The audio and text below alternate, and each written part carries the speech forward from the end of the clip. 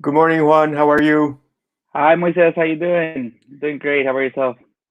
Doing good. I'm excited to do another Meet the Filmmakers panel with the filmmakers who are screening films today. It's definitely a highlight of the day, and I think a great way to launch each festival day to allow not only our audience members to listen to some feedback from filmmakers, but to also learn a little bit about their films. Yes, definitely. And I think it's been super beneficial even for myself. Um, Sometimes I don't get to watch all the films, but after hearing them talk about their films, I'm like, wow, I really need to watch that. So one of the virtual benefits is I actually get to watch films. So I've been kind of working and having something play while I was watching, and it's been fun in that sense. Yeah, that's correct. And then we can also engage with filmmakers from all over the world in a way through this virtual platform in a way that we may not have been able to during in-person activations because traveling could be challenging or budgetary reasons or concerns. This is just an amazing way to connect with filmmakers from all over the world. Um, we have a full day of films today. After this panel, I invite everyone to visit our festival website at sdlatinofilm.com and acquaint yourselves with all of our programming.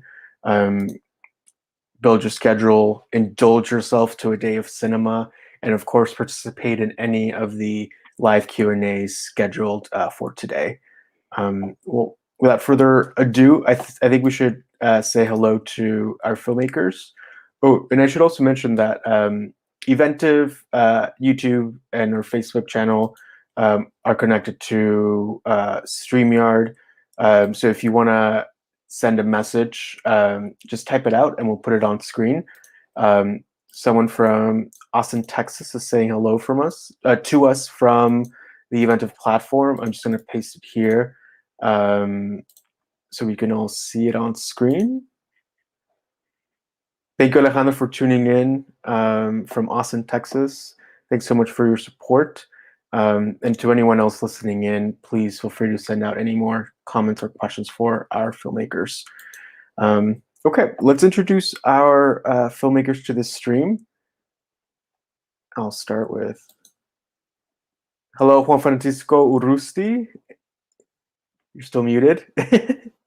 Dorian Gutierrez Picasso, Diego Toussaint, Hey, and Lorena Gordon. Hello, how are you? Hi, good morning, everyone. thank you so much for joining us. It means the world to us that you not only shared your films with our festival, but you're also making the time to engage with our audience and with Juan and myself. So thank you so much for joining us this morning. At least it's morning where I'm at. I don't know if it's morning where everyone else is. I keep saying morning, very time zone specific. But I hope everyone's having a great day so far. Um, I, I suppose to start off, I think I want to give everyone a chance to maybe give us that elevator pitch or log line from their film, so that people who are listening become a little bit acquainted with what your films are about. Um, so Lorena, do you want to start us off talking about At Last a little bit? Sure. So At Last is a coming of age tale about a girl who finds her truth at prom night. And yeah, multiple things happen during that night, and she comes out to her dad. Thank you. Diego, do you want to share? Yeah, so Moricenci is a romantic movie about two high school best friends that have not seen each other for 11 years. And they have one day where they can, talk about their past and finally decide to open their Pandora box or close it. Thank you. Juan Francisco, your turn. You're still muted. Yes. Juan Francisco, you're still muted if you want to unmute yourself. Sorry, I didn't hear what you say. Oh, yeah. Do you want to tell us about your documentary? Just a brief synopsis. Yes, well, it's a documentary about Lucinda Urrusti. She happens to be my aunt. At this moment, she's 96. I did this documentary over a number of years, about 6 or 7, 1 or 2 interviews per year. She arrived in Mexico as a refugee child from the Spanish Civil War, along with my grandparents, my mother, my father. And she has become a very a recognized artist, a painter, and very well known for her portraits, basically. But I personally like much more her abstract or nearly abstract work. And she's a wonderful person. So it's a film about art, and it's also a biographical film about her life, which is really incredible. Full of it's something I had to make, because she has been such an important figure for my family. She even paid for partly of my career as a filmmaker, at the beginning. So it's something I had to do, something for her. Thank you, Juan Francisco. Dorian, do you want to tell us a little bit about your short film?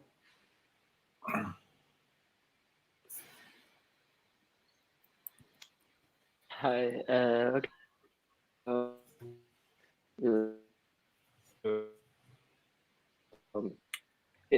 Sorry, Dorian. An old farmer who feels regret because the death of his grandson and his wife by the hands of witch. So he's trying to get self-forgiveness, and that's the story about it.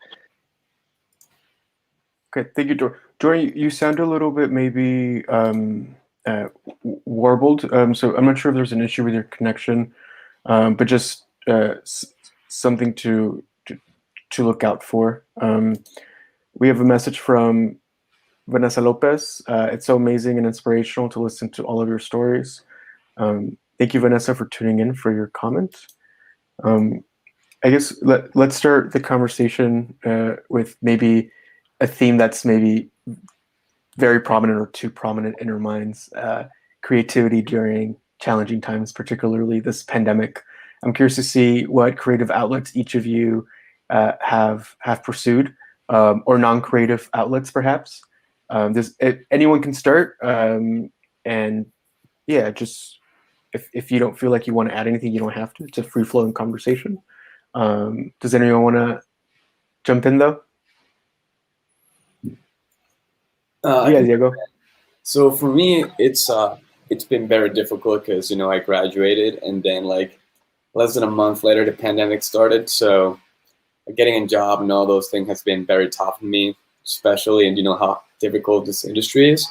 So all I could do, I'm still doing right now, is just write, but try to not exhaust myself because I think when you're like in lockdown and things like that, I feel like you expect so much of yourself. Like, oh my God, I have so much free time. Why haven't I written 5, 6, 7 scripts already? Like, and I think that that mentality can just be such a huge burden. So what I try to do myself is just to like give myself at least like 1 hour a day, try to sit down and see if I can write something. And it may not be much, but like just giving yourself a pat in the back for every small accomplishment, because things are so insecure, and then sometimes, at least with me in my head, it's like, okay, well, I'm writing this, but well, you're gonna have your usual artist insecurities, like, okay, who does want to see a movie like this? Why would they care to watch something like this? And now you add like, I'm in a pandemic.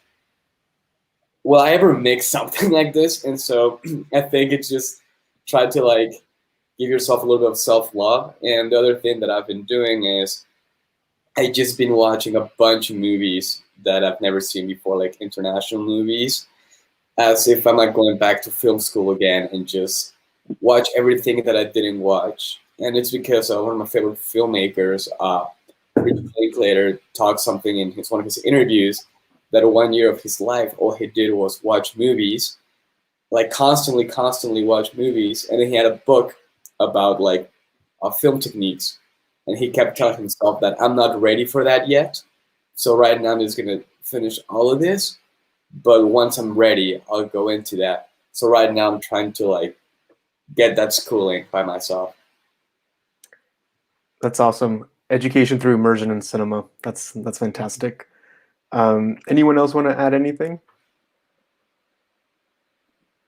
I guess Lorena? I'll add Yeah. something. Yeah.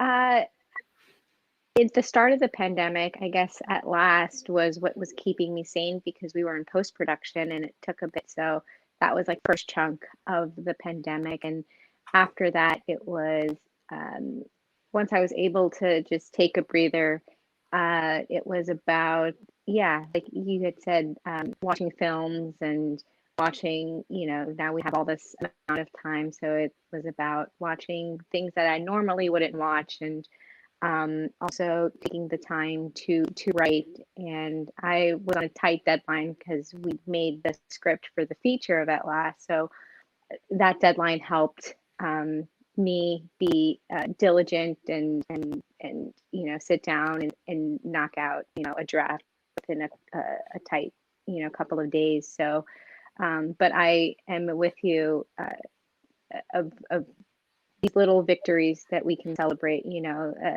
It's been hard on everyone. So if we can just take each day at a time, I think that's key. Thank you, Lorena. Juan Francisco, any way you've been expressing yourself creatively or non-creatively during these times? Thank you, Moises. Well, I found it difficult at the beginning, like I have to arrange my thoughts, and I'm a bit confused, about it's such a big change in everything. But actually, I'm starting to like it, in a way like this, to be talking with you. People right now, we're 6 different people from different parts of the world, and this is new to me, to have this virtual is becoming very real in a way. And I like this kind of exchange of a rapport, with people that I would have never connected otherwise had the pandemic not taken place. So there are good things about it, and one of them is that I have beginning to question myself. Well, now in this new world that we're living, what's the role of what sort of films also we have to make? Because I'm also aware of the fact there's a lot of sad people Many people, many friends of mine have lost a relative or somebody, and how can we use these films to heal also, almost at a universal scale, because so it's mixed feelings about this pandemic. On the other hand, I celebrate the fact that less cars around and more wildlife, sprouting, in at least in my neighborhood. So birds that we hadn't seen in many years suddenly are coming back to the garden, and that, so nature is liking in a way our being locked in a way. But well, I'm thrilled to be in this festival, which I was with you 2 or 3 years ago, Moises and Juan and Ethan, and it's a very, very, very, well, a dear festival to me. So I'm pleased to be exchanging feelings and ideas with you right now. Thank you, Juan Francisco.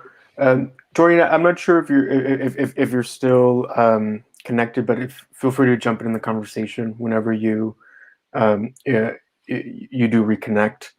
Juan, do you have a question for our filmmakers? Yeah, definitely. It's great seeing you again, Juan Francisco, by the way. Oh, I think they're connected.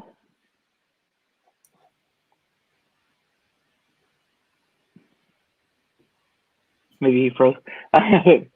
Well, a lot of our viewers are younger filmmakers, maybe in their teenage years, or maybe people preparing to make their first short.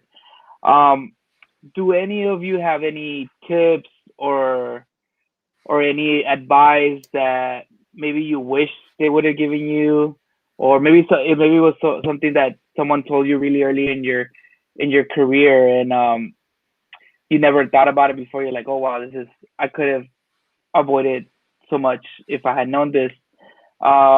Yeah, but do you have any advice or comments or tips for these younger filmmakers?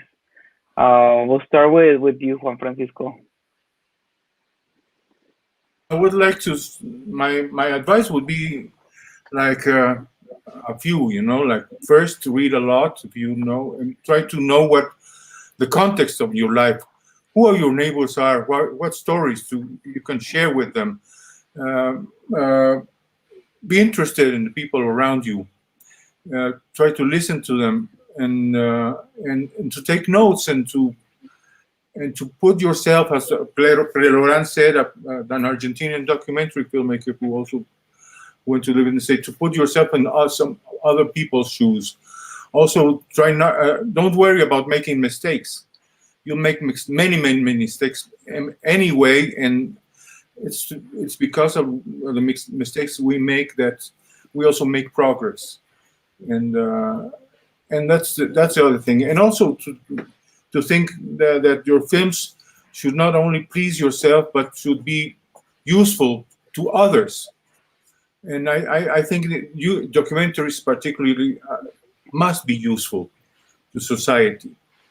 And so you have to think of the subjects, of the people affected, and how your film can make a change, even if it's a small change, a tiny change for somebody or someone.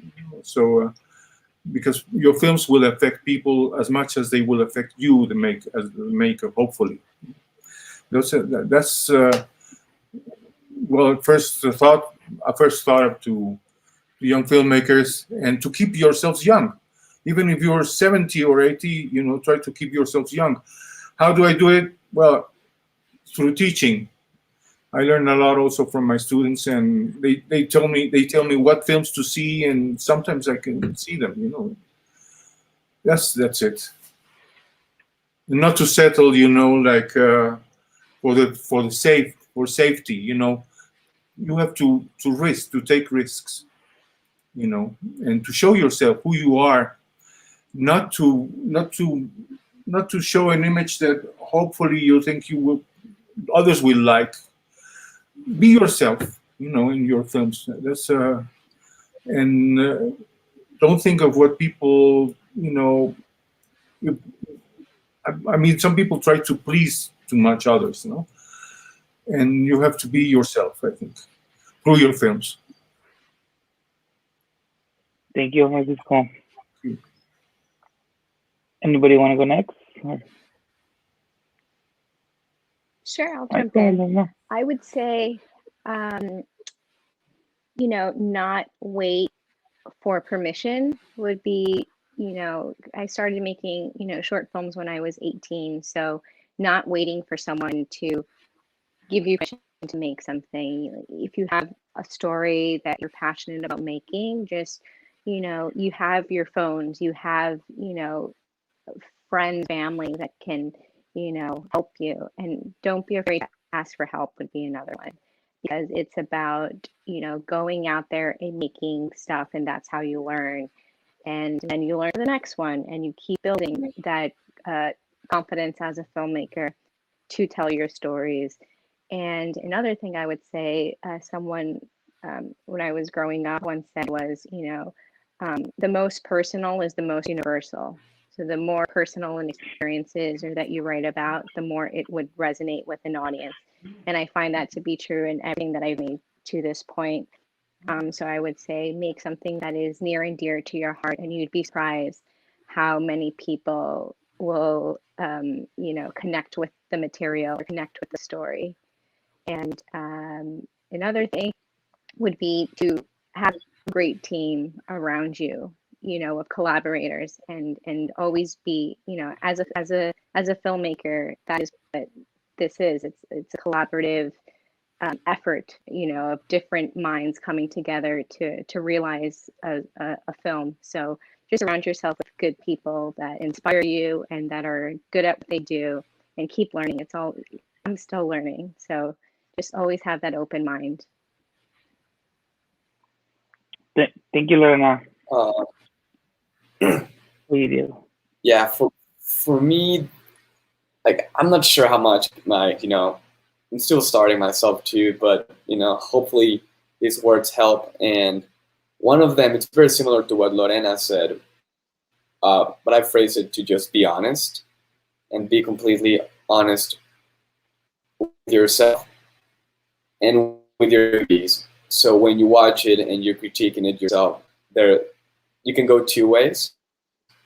And some people definitely they defend their movies, they don't see the problems with them. So, but I think in time you see the problems it had it, and I think if you're honest with it, like when you're shooting it, when you're editing, and after you're done with it, you'll just be better as a filmmaker.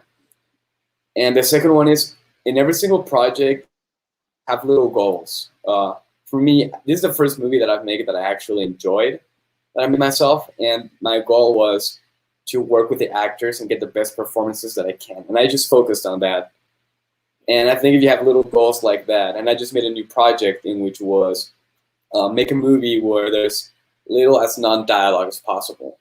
So you kind of like in each little project, you're learning a little bit. And that's what I'm doing right now. And for the past two projects, it's just been very helpful.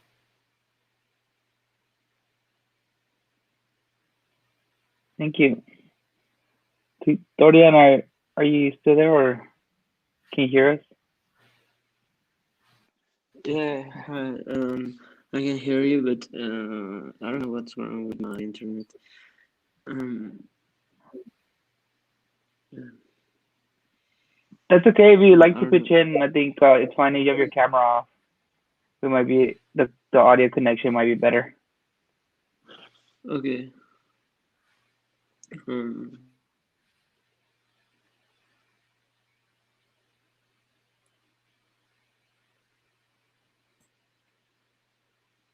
The question was if you had any advice or tips for filmmakers, teen filmmakers, or anybody who's just starting off, maybe getting preparing for their first film, or something of the sort. Oh, okay. Yeah, well, actually, I think I'm agree with everyone with what you're saying about honesty, about how you have to look your films, and also creating.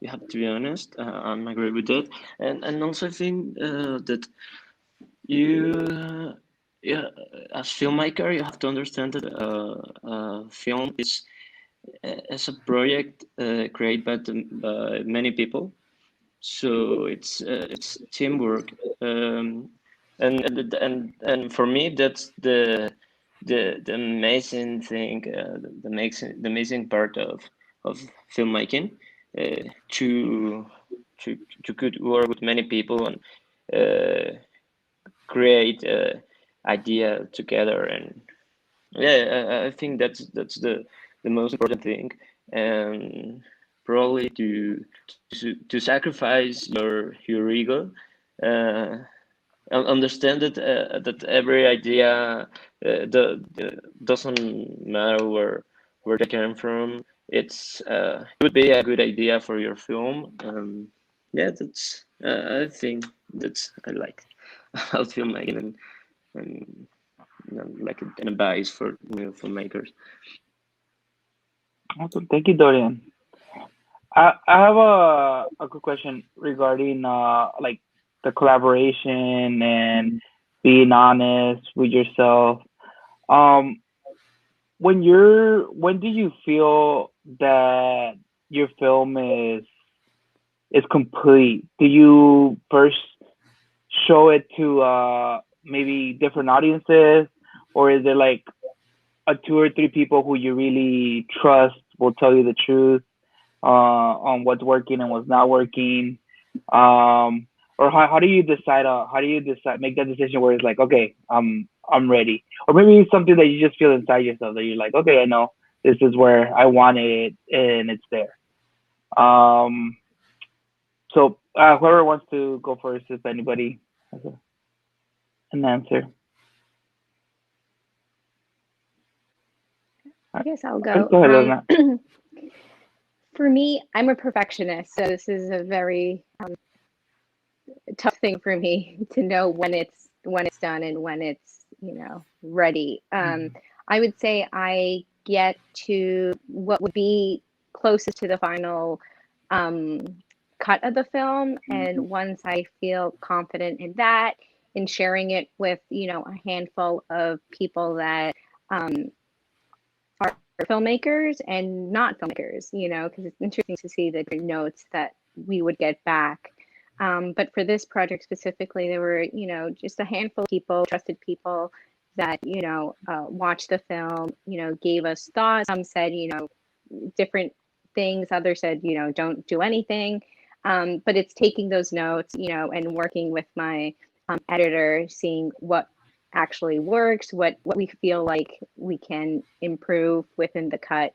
But I think once sound is mixed and all of that, there's still things that I would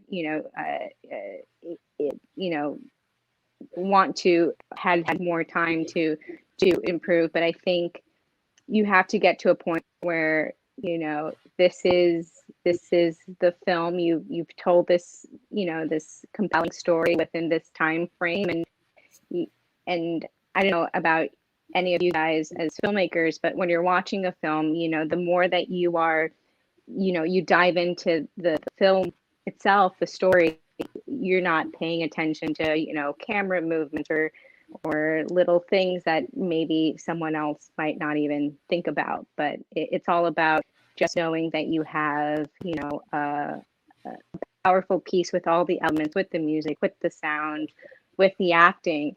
So it takes a bit for me to get to that point, but I don't know how healthy or not healthy that is. But luckily, I had a great, like I said, a great team who we felt very confident once we had locked picture, and that was a final film that you guys will see. Thank you. Anybody has anything to add to that? Yeah, for me, it's kind of similar in that kind of way, but I feel like I just follow my gut most of the time. Like I feel sometimes you're trying to lie to yourself. like because you get tired of the movie, like I'm done, and then you just like walk out of the Avid or Premiere and close your computer and just leave because you think you're done.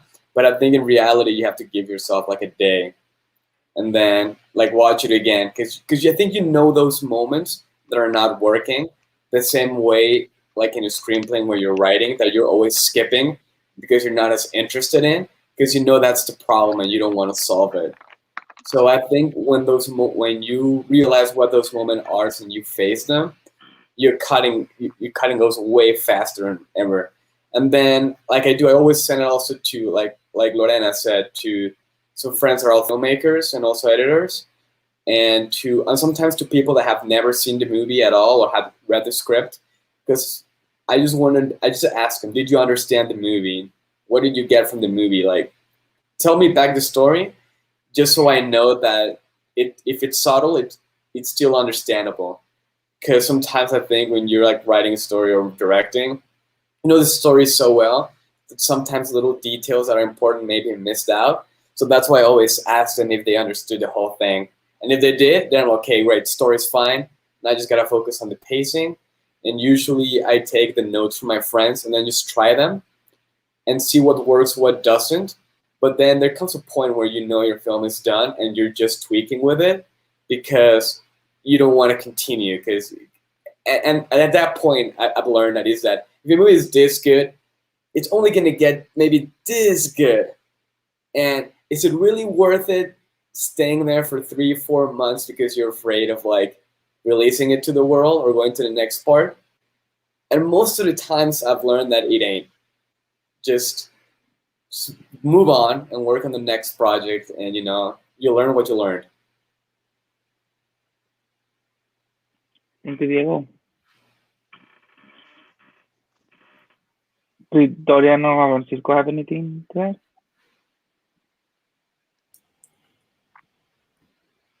I didn't. What did you say, Juan? I didn't get your question. Oh, like when do you know when that your film is complete? Like, do you share it with people you trust, or is it something that you feel inside yourself that you feel ready to release, or something of the sort?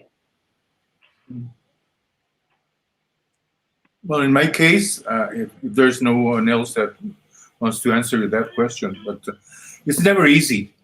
It's never easy. So I have a couple of friends and my wife and my daughters, and I show them, once and again, time and time, if I'm making progress or if I should go back.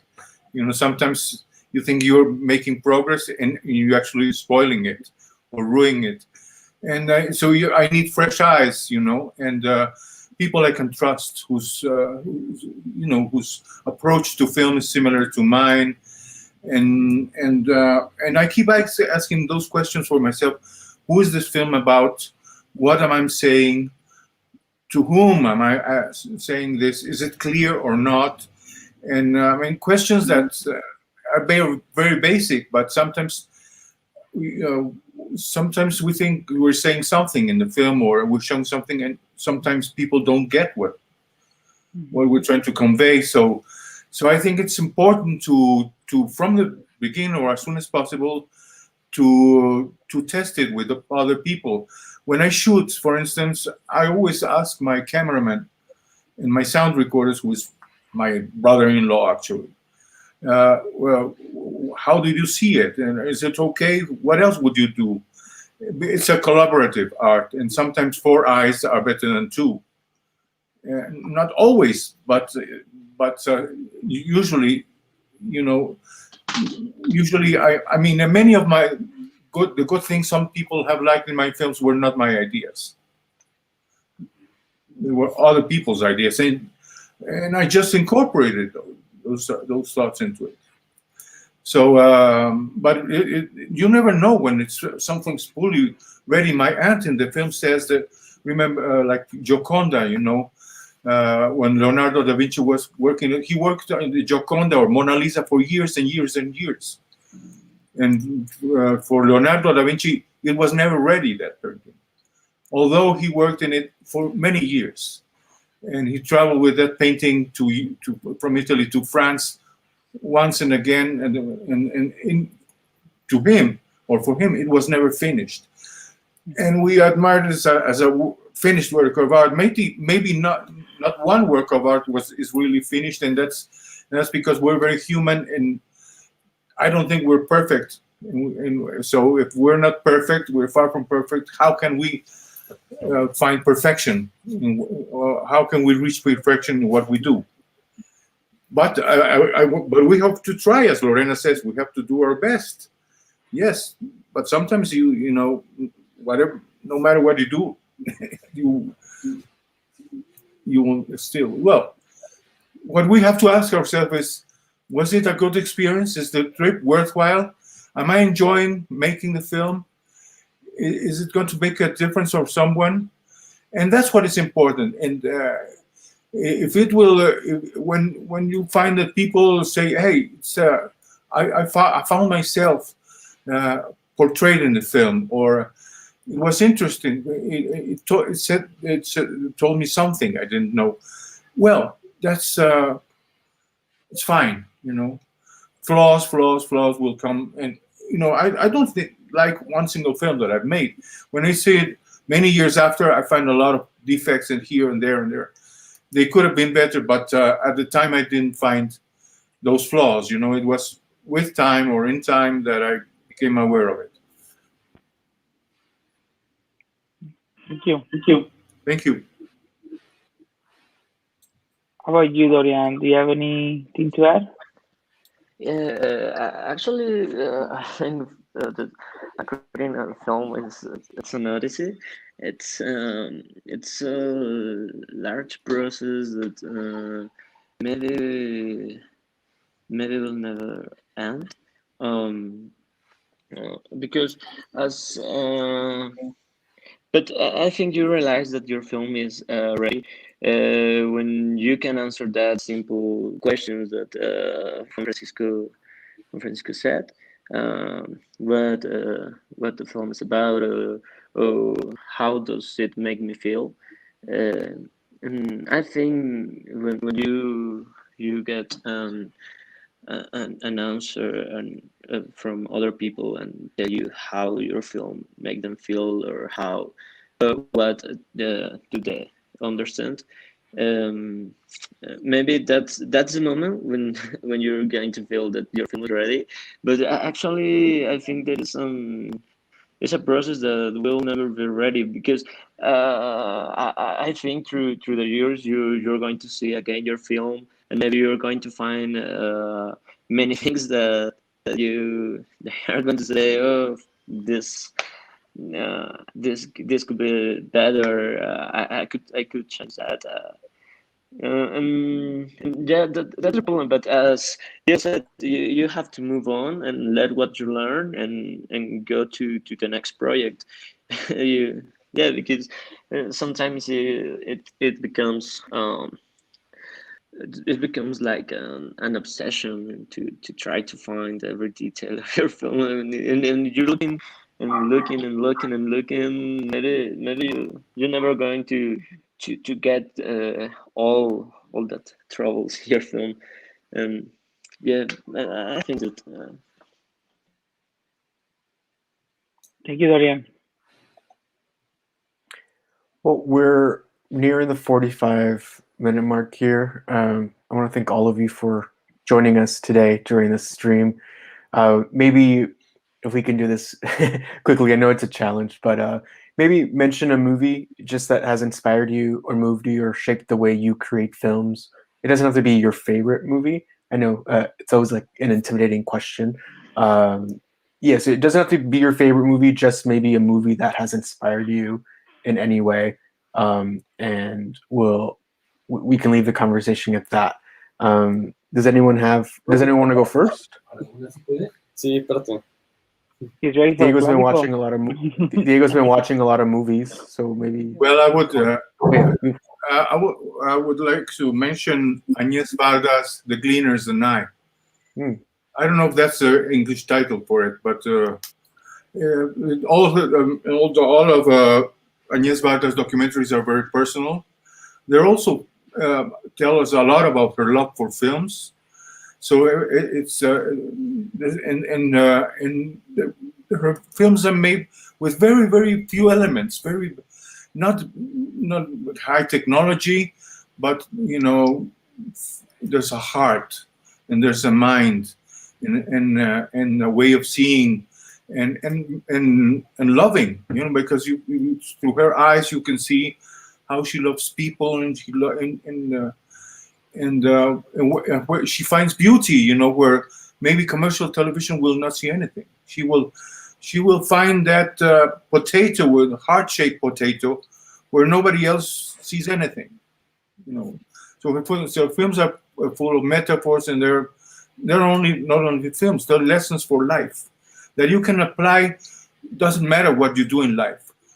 Her films will make you more sensitive, and I think that's the basic role of films, to make you more sensitive towards whatever, to our beauty, to our poverty, to our other people's needs.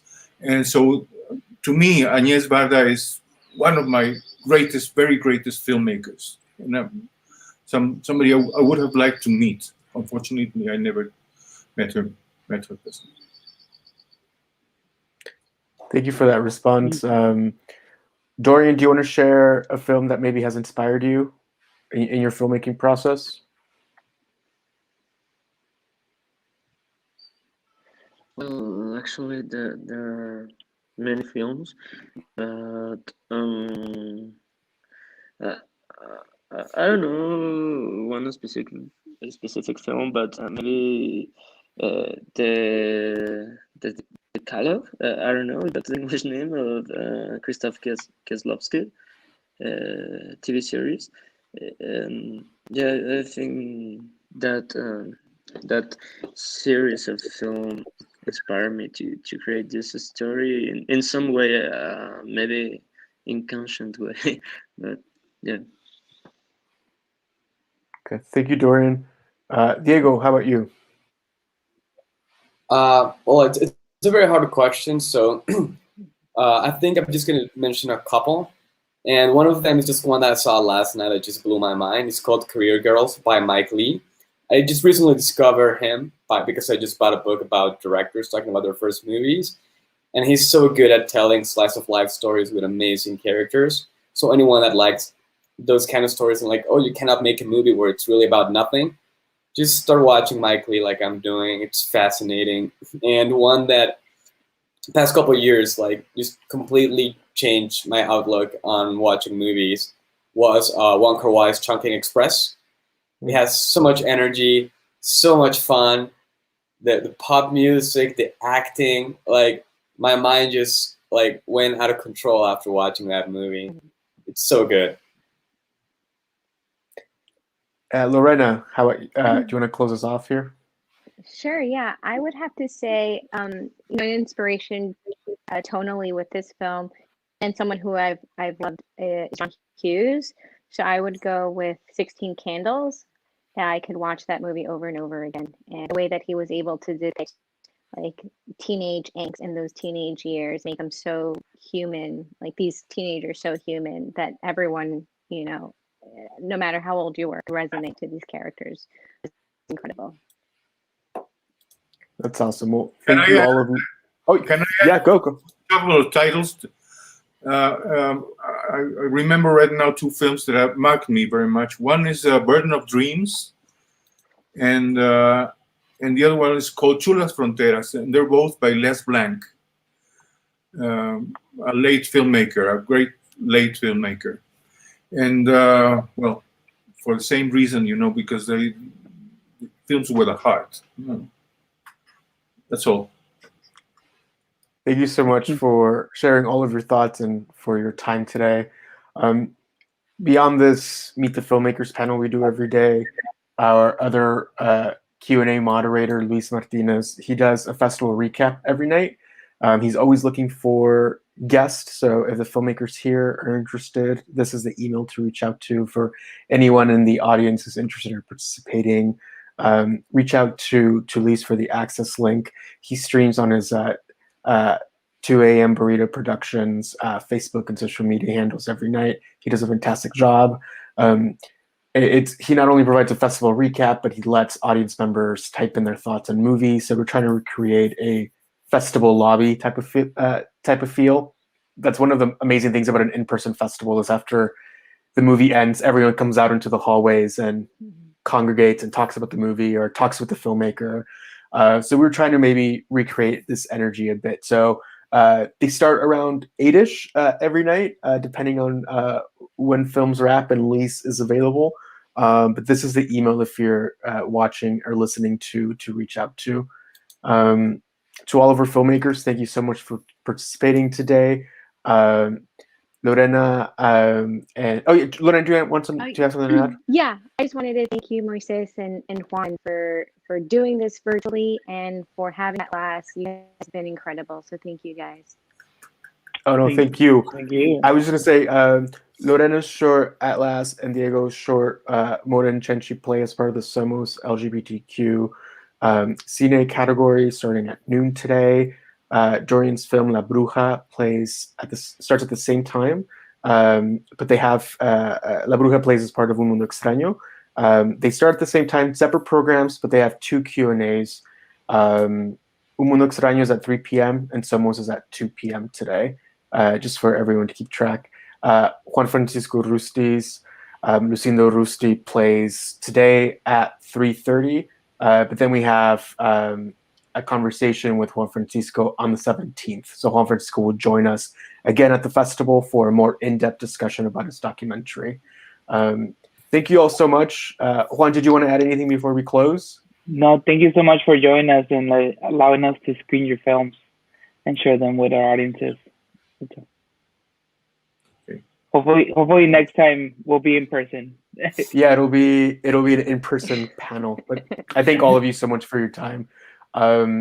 Thanks for those who tuned in as well. Enjoy another day at the festival. Thank you so much. Thank you. Thank you guys.